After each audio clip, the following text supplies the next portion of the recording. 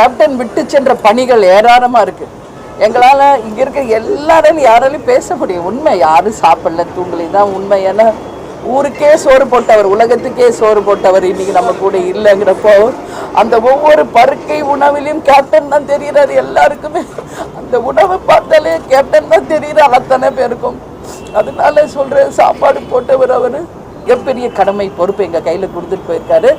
அந்த கடமைகள் அத்தனையும் நாங்கள் தேசிய முற்போக்கு திராவிட கழகத்தை சேர்ந்த அத்தனை பேரும் இனிமேல் ஒரே கரமாக இணைந்து எந்த ஈகோ பாகுபாடு எதுவும் இல்லாமல் கேப்டனுடைய லட்சியம் கொள்கை என்னவோ அதை வென்றெடுப்பது ஒன்றுதான் அத்தனை பேருடைய லட்சியம்.